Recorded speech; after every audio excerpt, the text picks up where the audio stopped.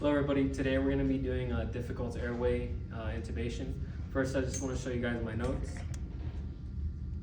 So I'm going to go ahead and do my quick pre-op evaluation with my patient, introduce myself, I'm going to ask about their history, both surgical and medical history. Medical history, patient verbalizes she has diabetes and she has OSA. And so I want to go ahead and ask about the severity of them. I want to make sure I look at all my laboratory. I want to look at my A1C. Her A1C is 6.5, so it's well controlled. She takes oral medications, and so I want to make sure that she took them and that her blood sugar is appropriate. Blood sugar is 150, so that's appropriate. She's gonna be, this is a 55-year-old patient with a BMI of about 35. She's 5'7", and she weighs about 100 kilograms. And so that equates to about 35 BMI, so it's around class 2 obesity. And so once I get her diabetes, I'm gonna look at her OSA. I'm gonna do an airway assessment. I'm gonna also listen to her lungs, listen to her heart, see if there's any murmurs, any adventitious lung sounds. Airway assessment, I'm gonna make sure that she's able to touch her chin to her neck. She has good neck mobility, side to side. I'm gonna look at her incisor distance. This patient has an incisor distance of about 2 finger breadths, which is less than 4 centimeters, which is significant. Indicates a small area to work with in terms of intubation. She also has a recessed chin that would be indicated by unable to do an upper lip bite test, indicates an anterior airway. So those two things are already not in her favor for an intubation. Mallampati, I'm gonna do Mallampati. I can see the base of her uvula and her soft and hard palate. So I would say she's a Mallampati class 3. And so with this in mind and her OSA diagnosis, she tells me she uses CPAP at night to sleep. And so she did bring it, so she'll have it in the PACU area. But just because of her BMI and her stopping assessment, she has a large neck, her age, she does snore, and she's been observed. Blood pressure right now is fine. We took a set of vital signs. She's normal tensive.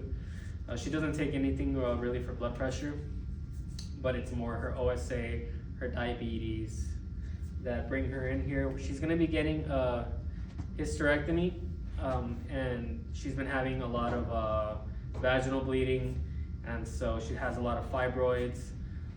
So she's gonna be getting a hysterectomy, and that's gonna be in the lithotomy position. They're gonna go, it's gonna be laparoscopic, and so she's gonna be in the lithotomy position. I wanna go ahead and make sure that I ask any previous surgeries. She's had ORIF of her left femur in the past.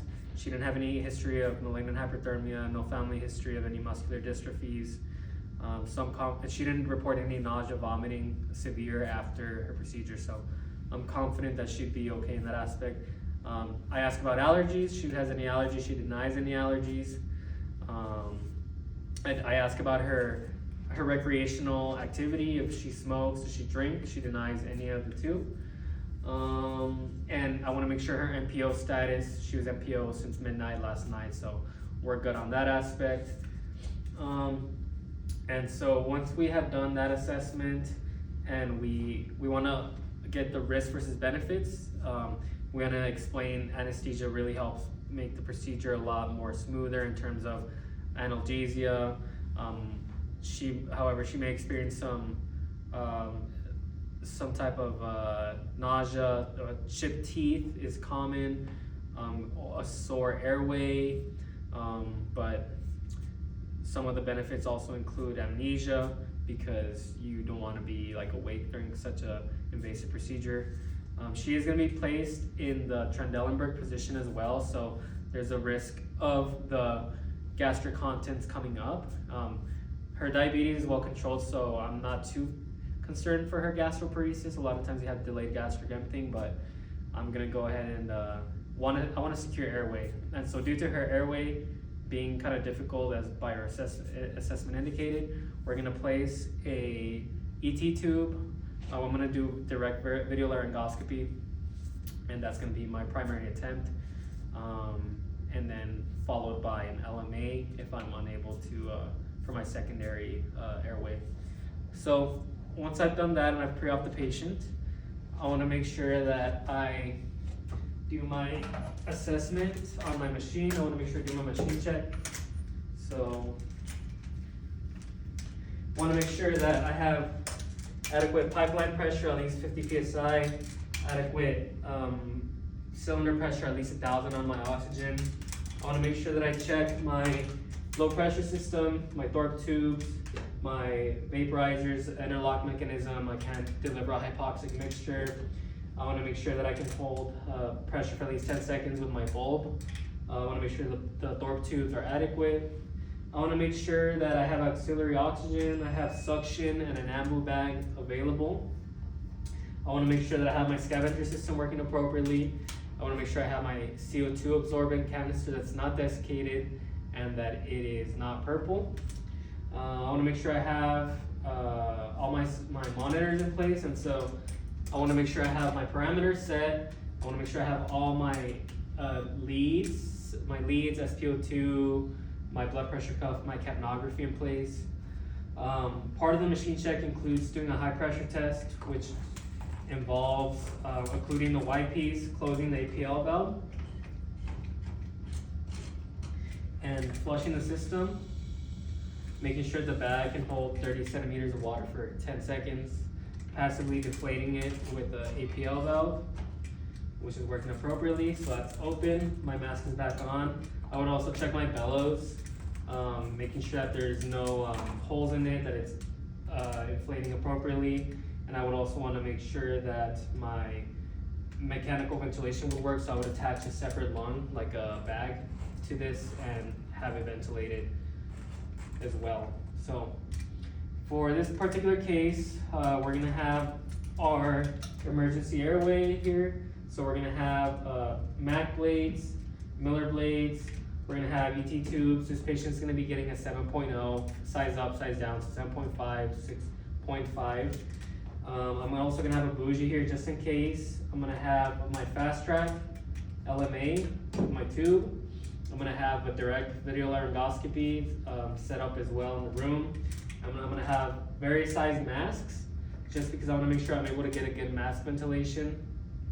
This patient is gonna be getting sedated with propofol and rocuronium. I'm gonna do 2 milligrams per kilogram of propofol. I'm gonna do 2 milligrams per kilogram of fentanyl, so it's 100 of fentanyl, and she's also gonna be getting rocuronium 1.2, so about 120 milligrams of rocuronium, as well as having my additional Sugamadex as my emergency medication to rescue my dose of rocuronium if I'm unable to place the airway.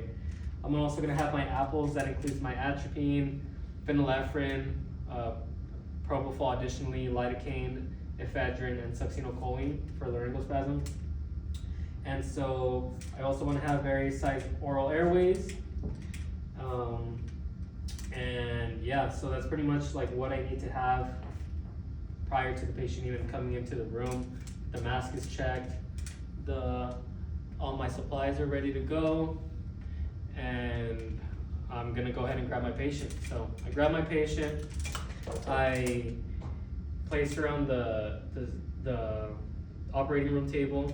And I just want to emphasize this is a class 3, just because ASA class 3 due to her severe sleep apnea, her relatively newly diagnosed fibroids of the uterine, her bleeding. Just want to emphasize that her CBC count was stable, her electrolytes were stable, her PTINR, it's stable, adequate for us to proceed with the procedure. And so once I have the patient here, I want to make sure that we denitrogenate the patient. So it's really important to denitrogenate the patient for at least 3 to 5 minutes. Making sure that the patient is positioned appropriately in a ramp position, with padding. Like I said, she's going to be in the lithotomy position, so we're going to pad the pudendal nerve. We're going to pad her ulna, that's very susceptible to injury, to pressure injury. We're gonna also make sure that the braces are as distally from medial as possible, so more lateral. We don't want too much pressure since she's gonna be on the reverse from Dellenberg, so there's risk of pressure here on the brachial plexus. We're gonna pad her feet as well, her ankles, any kind of bony prominences. So doing the EC technique, the patient is placed on the monitor. I have my anesthesia techs place him on all the monitoring. I'm hyperoxygenating her. As I was wheeling her, I gave her 2 milligrams of Versed, just to kind of help her with anterograde amnesia. And so she's getting denitrogenated at this point. I have my video laryngoscopy here. I have my ET tube here, as well as my syringe that I'm going to be using to inflate the cuff. So the patient is comfortably relaxing right now. I have end-tidal CO2, she's ventilating. So I'm getting ready to push my induction medications. Once I feel appropriate, SATs are on the monitor. I'm gonna go ahead and push my medications. So I'm gonna go ahead and push my propofol to her peripheral IVs. She has 2 peripheral IVs, so pushing propofol, that's going to be 200 milligrams, rocuronium, 160 milligrams, and like I said, fentanyl, it's going to be 100 micrograms. So the patient is now sedated. Propofol should take anywhere from 15 to 30 seconds, peak of 60 seconds, rocuronium 30 to 60 seconds, and fentanyl about a minute as well. You can try to give a few breaths, but this patient is somewhat high risk for aspiration due to her diabetes, so I'm not gonna give breaths prior to the paralytic. But once I've pushed my meds, I can now get my video laryngoscope, my left hand.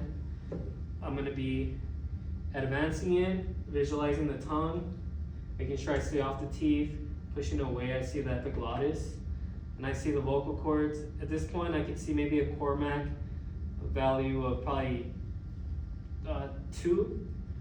I can see just the posterior commissure, and so I'm gonna go ahead and place my ET tube from right to left here, the hyperangulated blade. Once I'm past the cords, I'm gonna retract my laryngoscope. I'm gonna go ahead and pull out my stylet. I'm gonna advance it maybe like a centimeter to 2 more while I inflate the cuff. I'm visualizing equal chest rise. So I see equal chest rise. I'm gonna go ahead and auscultate the patient. So to auscultate while I'm holding this in position, making sure I have bilateral breath sounds over the epigastric area, making sure I don't have any sounds in the epigastric area. I'm gonna look at the fogging of the tube. My end-tidal CO2 indicates that I'm in the lungs and I'm participating in gas exchange. I have fogging of the tube as well. So at this point, you would secure the tube, tape the eyes, and turn on your gas. So we have successfully intubated this patient using direct video laryngoscopy. For the purpose of this video, I'm going to be doing an LMA as well, a fast track LMA. I'm going to remove the ET tube here. So I have my fast track LMA here.